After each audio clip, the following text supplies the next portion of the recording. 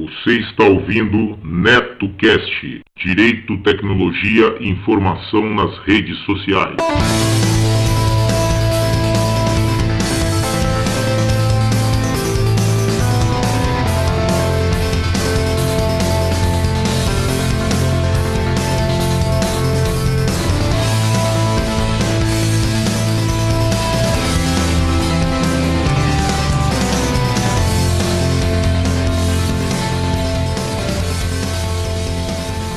Salve, salve galera, bem-vindos a mais um episódio do NetoCast. Vocês podem acompanhar nossos podcasts pelo Facebook, Google Plus e também pelo Twitter, ou se preferirem, acessem diretamente o nosso blog no endereço www.josecastanhasneto.blogspot.com. Agradeço as pessoas que participaram e deixaram seus comentários em nosso blog, lembrando que vocês podem nos enviar as notícias de seus eventos, anúncios e sugestões pelo nosso e-mail drcastanhas@gmail.com. Este NetoCast chega até vocês com patrocínio de Empório do Bacalhau, que além da maravilhosa bacalhoada e bolinhos de bacalhau, serve uma imensa variedade de pratos à la carte, salgados ao forno e doces portugueses. Às quartas e sábados servem a famosa feijoada light com guarnições de primeira qualidade. Empório do Bacalhau, preço justo, qualidade e simpatia é a nossa marca. O Empório do Bacalhau fica na rua Santo Amaro, número 382, telefone 3101-8105. Inclusive, é o local onde a nossa galera faz o happy hour todas as sextas-feiras até às 20 horas. Apareçam por lá e venham tomar umas geladas conosco. Vamos lá, Osmar. Qual o bloco do dia aí, meu amigo? O ouvinte solta a voz. Olá, Maria Helena do Rio de Janeiro.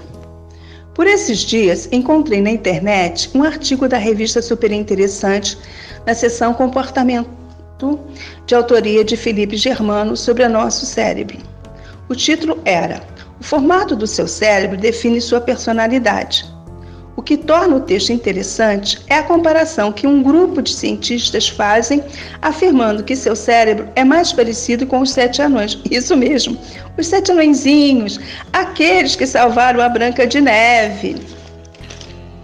O artigo de Felipe Germano começava assim, abre aspas: Um grupo de cientistas vindos da Inglaterra, Estados Unidos e Itália descobriram que seu cérebro é mais parecido com os 7 anões do que você imagina. Apesar deles serem, em geral, muito semelhantes, as pequenas diferenças entre um e outro podem te fazer mais mente aberta, como Dengoso, generoso como Dunga, conservador como Zangado, comedido como Mestre ou empolgado como Feliz. A causa de tudo isso não é nem seu cérebro todo, mas uma parte da área externa dele, o córtex. Os pesquisadores repararam que, dependendo do enrugamento e da grossura da região, a personalidade das pessoas varia e que tudo isso seria ditado pelo seu DNA. Quem tem um córtex mais fino e enrugado na parte frontal tende a ser mais liberal. Por exemplo, o cientista Nicola Toschi, biomédico da italiana Universidade de Roma Tor Vergata, um dos autores da pesquisa, declarou, abre aspas: Claro que somos continuamente moldados por nossas experiências e ambiente, mas o fato de vermos claras diferenças entre estruturas cerebrais ligadas a traços de personalidade sugerem que, muito provavelmente, há genética envolvida nisso, fecha aspas. Os cientistas acreditam que tudo isso está ligado à evolução.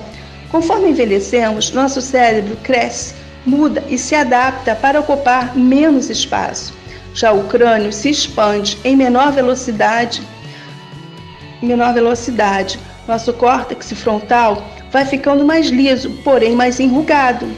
Ao mesmo tempo, ficamos menos incisivos, aceitamos melhor a opinião dos outros e, sobrevivemos. A pesquisa pode ajudar não só a entender melhor as personalidades, mas a prevenir doenças relacionadas com o comportamento e, consequentemente, o cérebro. Descobriu-se, por exemplo, que pessoas com o córtex frontal mais liso tendem a desenvolver transtornos mentais.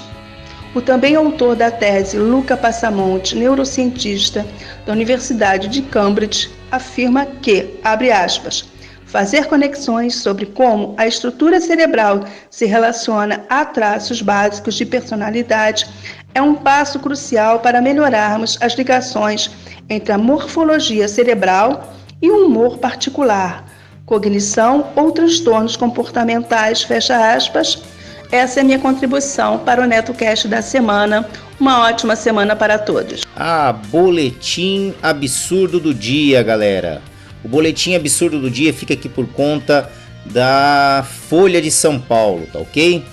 Olha aqui, ó. Vai entrar no bloco, obviamente eu vou deixar também nos grupos do NetoCast para poder dar sequência aí no Ouvinte Solta a Voz essa semana. Mas o absurdo do dia que eu estou colocando não é nem pelo absurdo do fato, e sim pelo absurdo de contestarem ainda essa situação, né? Olha aqui, ó. Para pôr fim aos cobradores de ônibus, né? Dória estuda a tarifa mais cara em dinheiro, ou seja, para quem vai pagar em dinheiro na catraca. O prefeito João Dória, do PSDB, estuda implantar uma tarifa maior nos ônibus de São Paulo, para o passageiro que optar pelo pagamento em dinheiro. A medida seria uma espécie de primeiro passo para a supressão dos cobradores nos ônibus da cidade, plano que é cogitado desde a gestão Paulo Maluf, de 1993 a 1996, mas que por causa de protestos da categoria e em decorrência de embrólios judiciais, nunca saiu do papel. Com a tarifa diferenciada, Dória quer reduzir ainda mais o já pequeno percentual de pessoas, que é 6%, né, que fazem pagamento em dinheiro dentro dos ônibus. A ideia é chegar ao próximo de zero, tornando a função do cobrador inútil. Aí que está a questão, ó. A polêmica e a repercussão negativa em torno do reajuste da passagem de integração entre ônibus, metrô e trem neste início de ano, porém, segundo auxiliares do prefeito, podem retardar ou até mesmo fazer com que a administração opte por outra estratégia. Dória decidiu congelar a tarifa em R$ 3,80, mas ao lado do governador Geraldo Alckmin, do PSDB, seu padrinho político, optou por mais um reajuste acima da inflação para o bilhete de integração, não é o municipal, integração, o que foi barrado pela justiça. Mas vamos ao foco da questão. Cobrador de ônibus, olha aqui, ó. Função e extinção, olha aqui, ó. A disseminação de cartões com chip para pagamentos de passagens tornou tecnicamente obsoleta a função do cobrador. Óbvio, já faz tempo que isso está acontecendo e mesmo assim os cobradores aí, que trabalham com todo respeito à categoria, certo? Não se mexiam, achavam que ia ficar lá sendo defendidos pelo sindicato ad eternum numa profissão que já está afadada a desaparecer. É a mesma coisa que nós queremos defender ainda o fabricante de máquina de datilografia. Poxa, quer dizer, não tem condições, né? Então vamos lá. Voltando aqui para não perder o raciocínio, aqui, ó. A disseminação dos cartões com chip para o pagamento de passagens tornou tecnicamente obsoleta a função de cobrador, ainda que a pressão sindical tenha conseguido manter até agora os cerca de 20 mil empregados no sistema paulistano, aqui em São Paulo, tá ok? Na prática, o que ocorre é um grande desperdício de recursos, verdade, olha aqui, ó. Os cobradores arrecadam por ano cerca de 300 milhões em dinheiro nas catracas, sendo que custam 900 milhões ao sistema, ou seja, eles recolhem 300 milhões e custam 900 milhões, né? Campinas, que desde 2014 eliminou a função de seus ônibus e iniciou um programa de otimização da frota, reduziu o custo da operação em 16%. Segundo o secretário de Transporte da cidade do interior, Carlos Barreiro, com isso foi possível não apenas diminuir o subsídio pago pelos cofres públicos às empresas, como aplicar reajustes menores do que a inflação na tarifa. Entre aspas aqui, já passou da hora de usarmos a tecnologia para reduzir o custo do sistema, diz o vereador paulistano Polici Neto, PSD. Francisco Cristóvão, presidente do Sindicato das Empresas de Ônibus, afirma que é possível extinguir a função de cobrador sem promover uma demissão em massa. Ué, como? Não estou entendendo. Segundo ele, olha aqui, ó, muitos profissionais podem ser aproveitados em outros cargos, óbvio, como motorista, assistente administrativos, borracheiros, etc. O setor diz que ele tem uma rotatividade, um turnover de cerca de 4% ao mês. Além disso, as empresas concessionárias, afirma Cristóvão, né, estariam dispostas a arcar com um programa de incentivos para a demissão voluntária e criar um plano de carreira para os motoristas, né? Disse aqui Valdevan 90, presidente dos sindicatos motoristas e cobradores. Diz que a prefeitura, né, e as empresas estão olhando a questão apenas pelo aspecto financeiro. Como assim, bicho? pelo aspecto técnico, tecnológico, financeiro e até mesmo para que sejam realocados para outras funções mais importantes, promovam cursos para outras funções aí para os cobradores que ficam ali limitados ali numa catraca de entre cobrar e dar um troco, pelo amor de Deus.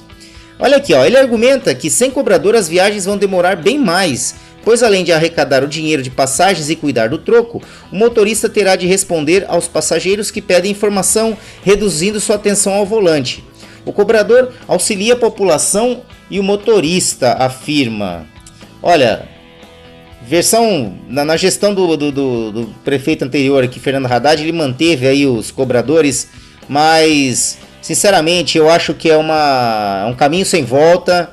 Não há condições de se manter hoje com um bilhete único, com tudo eletrônico, onde você encosta na catraca e passa. Ah, mas e as pessoas que vão pagar com dinheiro que não tem o bilhete? Poxa, compra-se o bilhete, que antigamente no metrô também era assim. Nunca o metrô aceitou dinheiro. Você ia lá, comprava, nem que seja um unitário. Você ia lá na cabine do guichê do metrô, comprava um unitário. Aliás, até hoje. Outro dia o meu cartão deu problema lá, eu fui precisar de um unitário, fui lá e comprei. Qual é o problema?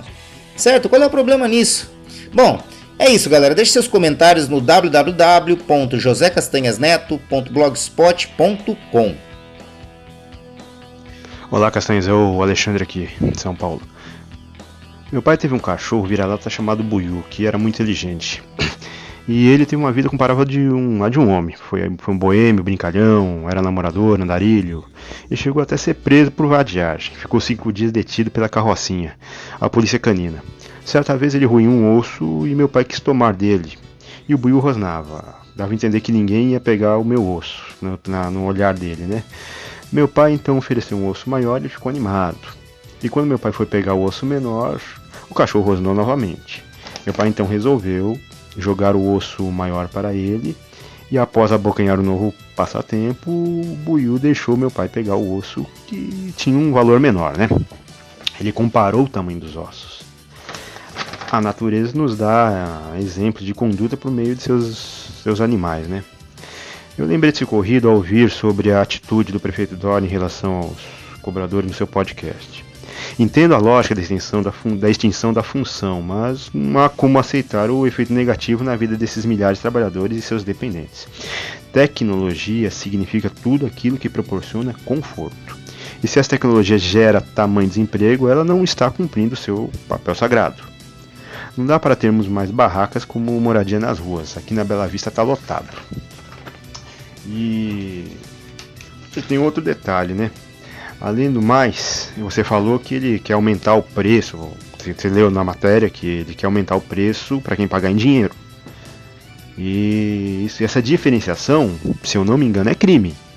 E se também não me engano, alguém aí no seu espaço, alguém citou uma coisa similar sobre forma de pagamento, preços diferenciados.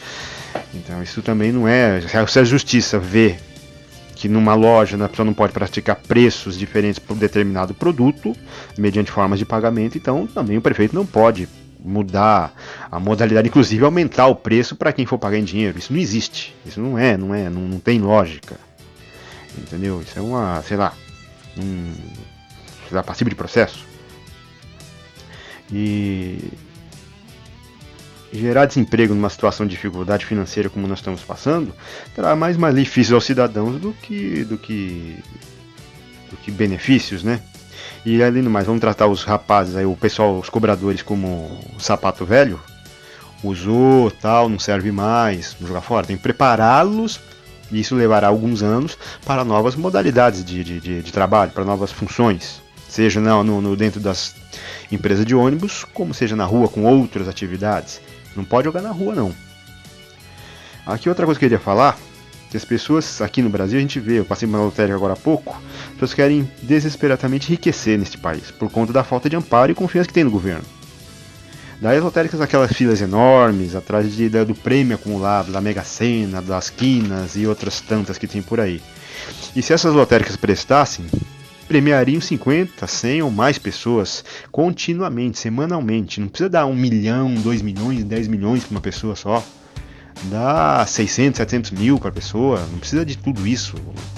Com 700 mil, qualquer pessoa do nível baixo vai se levantar e muito, se souber lidar com dinheiro.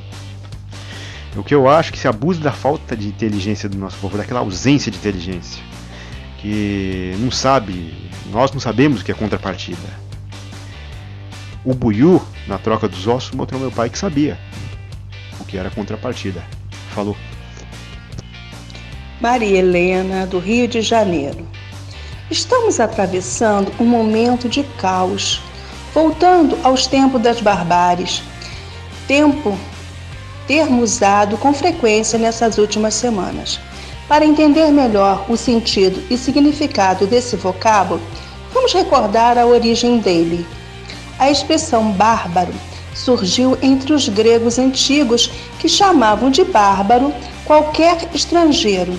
Os primeiros a serem denominados com esse termo foram os persas, por volta do século V a.C.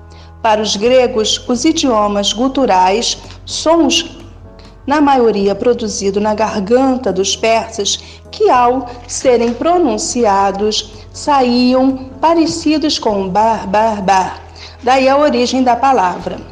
Mas a expressão ficou conhecida mesmo por volta do século I a.C., quando os romanos passaram a chamar de bárbaros todos os povos nômades ou seminômades do norte da Europa que viviam além das fronteiras imperiais.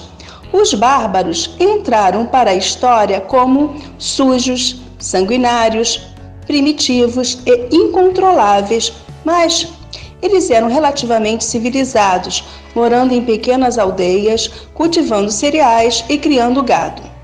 Esses povos viveram pacificamente com os romanos até o século IV, quando uma horda de hunos, guerreiros temidos que viviam em carroças ou tendas provisórias, pressionaram os outros povos a entrarem pelas fronteiras do Império Romano.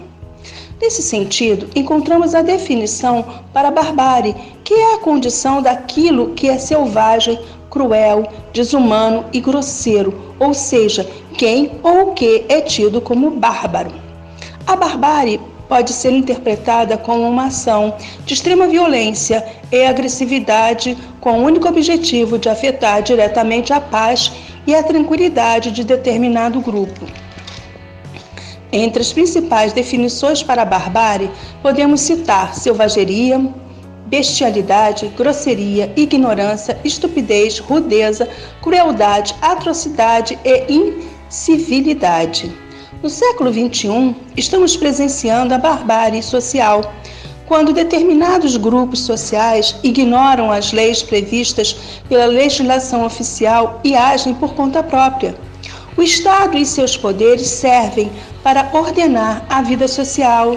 Nessa visão, a barbárie social começa quando acontece a quebra das leis e são substituídas por decisões aleatórias, tomadas pelos próprios cidadãos, sem o apoio da justiça constitucional, surgindo a desordem, proporcionando o aumento das agressões e violência gratuita entre os indivíduos, ocasionando situações drásticas. Barbárie é quando cidadãos cruzam os braços e viram as costas para uma população honesta que paga seus impostos, respeita as leis e os entrega para bárbaros modernos. Barbárie é quando os governantes fecham os olhos e deixam o povo que os elegeu morrerem de frio, fome e definhando no chão de hospitais sujos, sucateados. Barbárie é quando o poder público não oferece um ensino de qualidade para que o jovem saia capacitado para o mercado de trabalho. Barbárie são os honestos cidadãos saqueando lojas, bancos. A ocasião faz o ladrão. Barbárie acontece quando agridem, violentam e matam mulheres, crianças, fisicamente e emocionalmente. Dessa forma, instala-se um estado de caos e desordem quando não há uma cultura ou um padrão de convívio entre os indivíduos, tornando os seres cruéis, violentos e ignorantes. Barbárie acontece quando há intolerância religiosa, étnica e de gênero. Finalizo citando Immanuel Kant, 1724 a 1804, filósofo prussiano, considerava que a moral era mais importante que o direito, pois ela é universal e impessoal. Kant considerava a lei moral como um imperativo categórico, porque atinge a todos e todas as situações, sem exceção. Amplia a regra da lei de ouro que diz, abre aspas, faça para os outros o que gostaria que fizessem com você, fecha aspas, de modo que seja, abre aspas, faça para os outros o que gostaria que todos fizessem para todos, fecha aspas. Segundo ele, não devemos assim usar as outras pessoas em proveito próprio. Kant fundamenta sua ética no indivíduo racional que cria leis que podem vir a se tornarem leis socioculturais em que a obediência se dá pelo respeito e dever autoimposto e não por sofrimento e dor infringidos no caso de desobediência dos mesmos, ou seja, é o dever e não o temor que impulsiona o proceder ético. Luiz Gustavo de Alagoas. Opa, Neto, e aí, então? Eu queria comentar, sobre o caso do presidente Temer está indicando o ministro da Justiça para o cargo do Supremo, que é uma maluquice, porque o ministro da Justiça não faz porra nenhuma, é um total incompetente. Aliás, foi advogado do PCC, então é uma coisa meio um tiro no pé, na verdade, do Temer em fazer isso, apesar de que ele provavelmente conseguiria. E sobre o Espírito Santo, que está tendo uma guerra lá, o estado está sitiado, a polícia militar está em greve, mandaram até o exército e tal, tá uma maluquice total lá. Olá, boa noite, eu sou a Cristiana de São José dos Campos, São Paulo. Eu postei um vídeo, né, e esse vídeo fala do suco de couve, que a moça, ela bebe 2 vezes ao dia, devido a uma doença que ela tem. E foi através desse suco que ela conseguiu eliminar muitos medicamentos, né? Se vocês tiverem a oportunidade de ver o vídeo até o final. Enfim, eu também faço o uso, né, desse suco. Couve, coloco laranja e coloco gengibre no meu suco.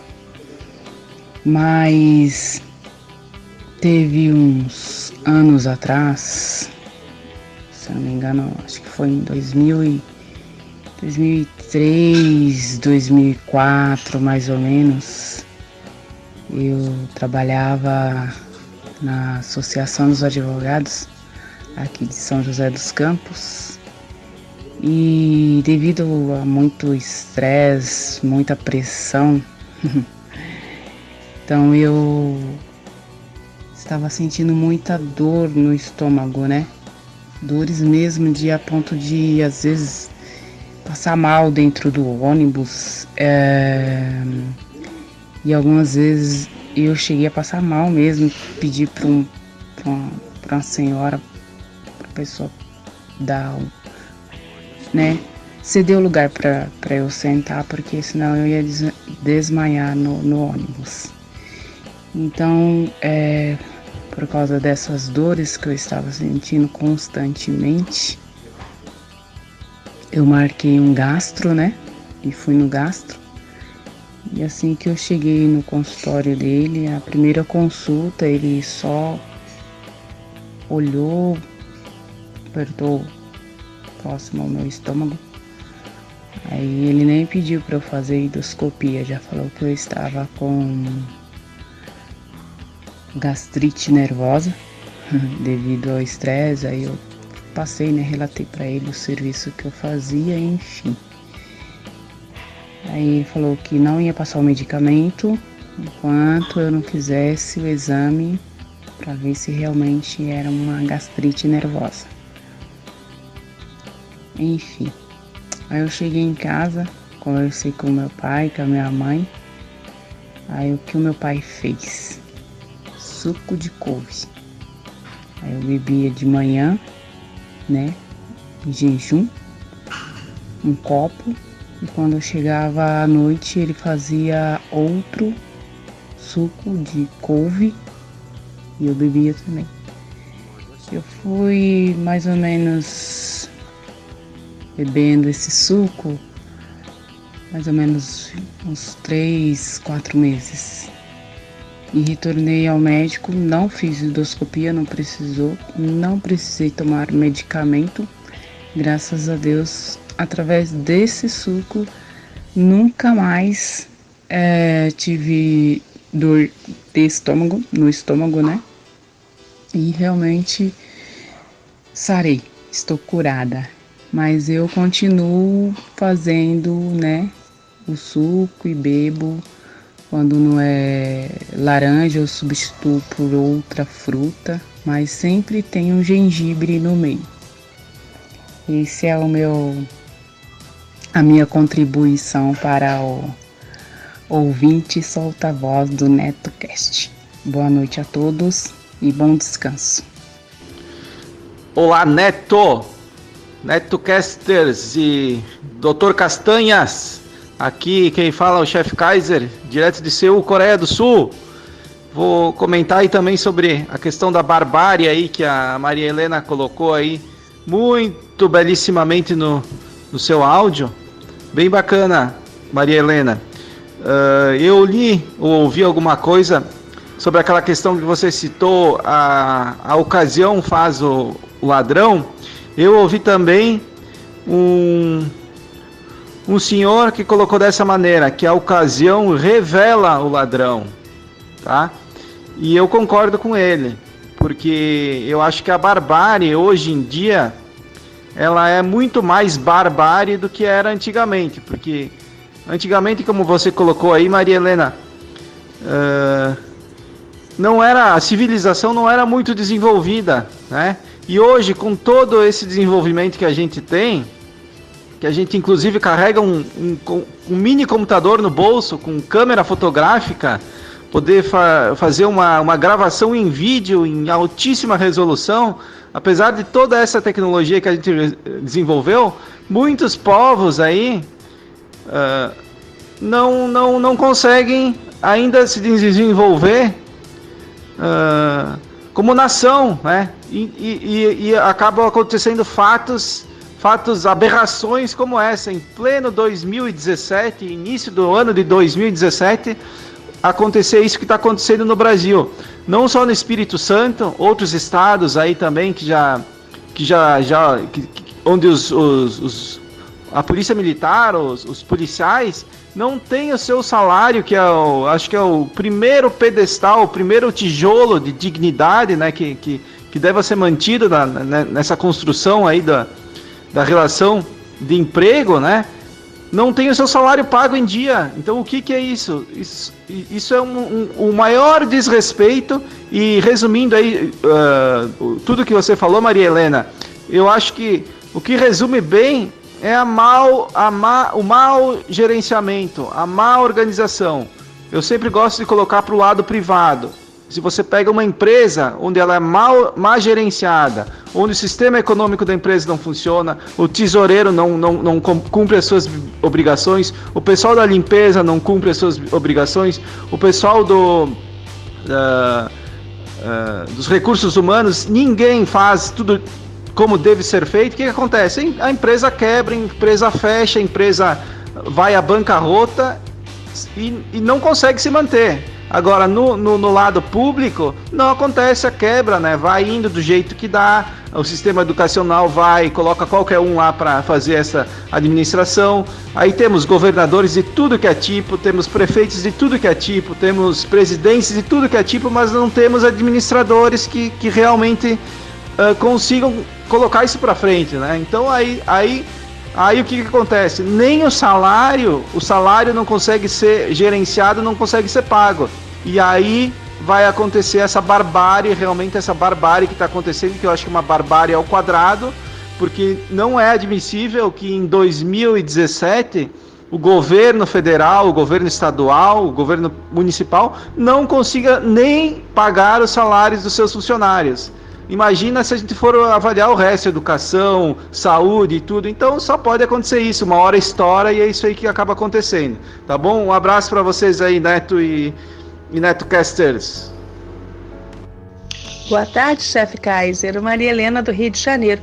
Concordo plenamente com a sua colocação, né? De que a ocasião revela o ladrão, né? Revela o mau caráter, a pessoa mal intencionada. Sobre a questão de gestão, de empresários que quebram ou que não valorizam seus funcionários, vou dar um pequeno depoimento de exemplo de uma pessoa humilde que quase não teve estudos, que foi o meu pai. O meu pai é português, né? E ele aprendeu a profissão dele com o meu avô. E ele trouxe para o Brasil a profissão que ele aprendeu, que praticamente no Brasil já está extinta, é até um trabalho artesanal, que é sapateiro, né? Aquela pessoa que consertava os calçados, os sapatos. E eu cresci nesse ambiente, muitas vezes ajudando o meu pai na loja. E o meu pai sempre teve funcionários. E claro que nem sempre as coisas estavam assim correndo frentemente a questão de dinheiro, né? As finanças. E ele sempre nos ensinou o seguinte, que nós podíamos passar necessidade, o funcionário não. Ele trabalhou, ele tinha o direito de receber. Então, como ele pagava sempre por semana, chegava no sábado, às vezes ele não tinha o suficiente, né, da semana para pagar o funcionário, mas ele já ia com antecedência. Quantas vezes eu vi meu pai pegar dinheiro emprestado com os amigos, pagar o funcionário e nós, a questão de alimentação, né, no aperto todo mundo passa, né? Raramente as pessoas nascem em berço de ouro. Bom, aí ele ia nos mercados, porque antigamente existiam as mercearias, né?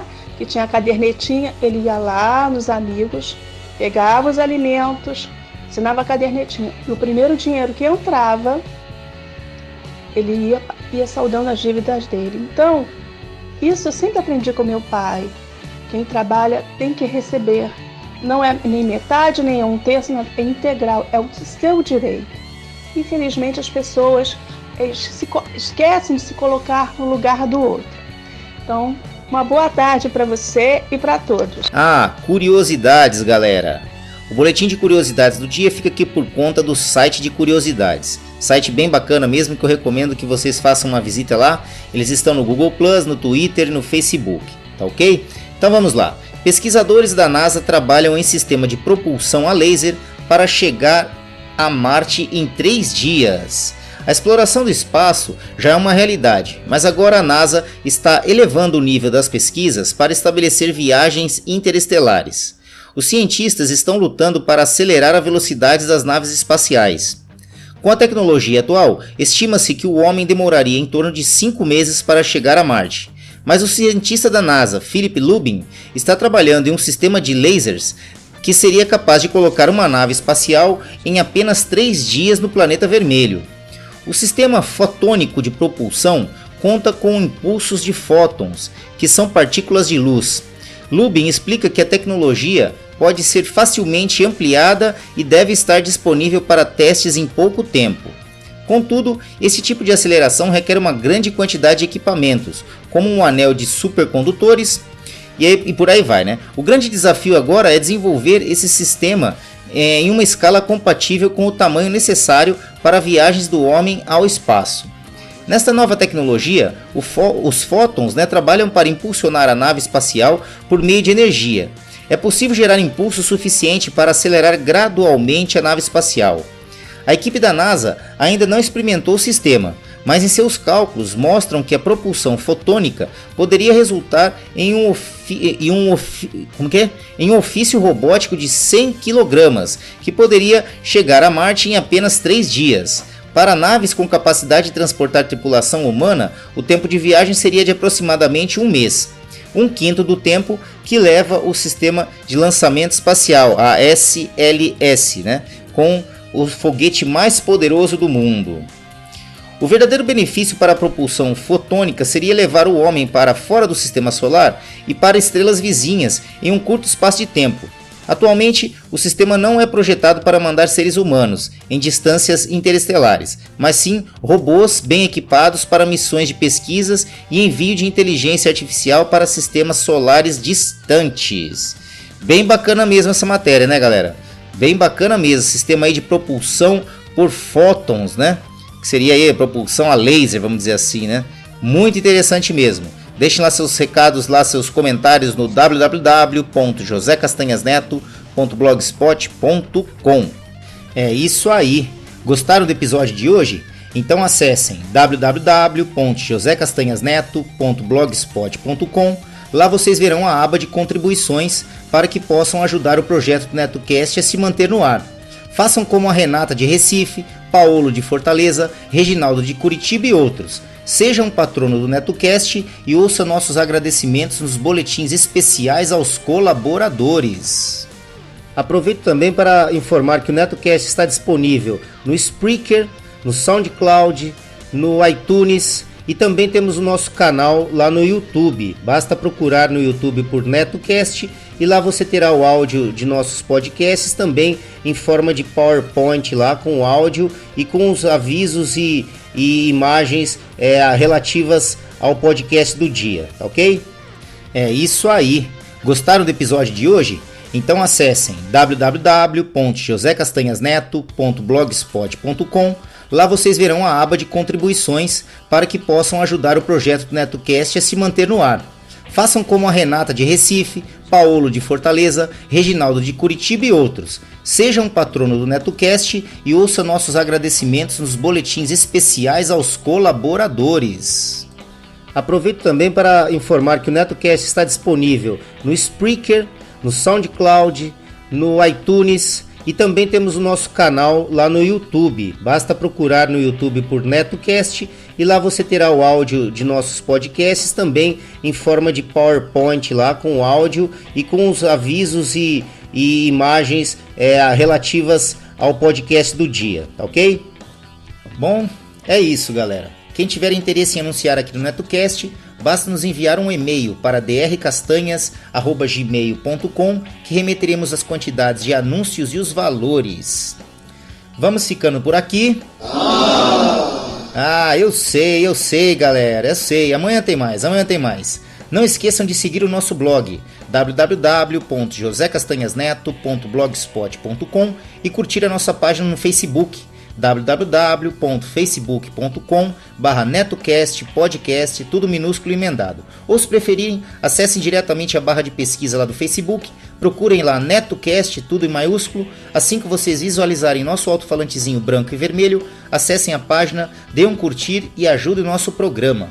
O NetoCast também está disponível nos aplicativos gratuitos para Android e iOS. Os aplicativos são Pulse News e o Flipboard.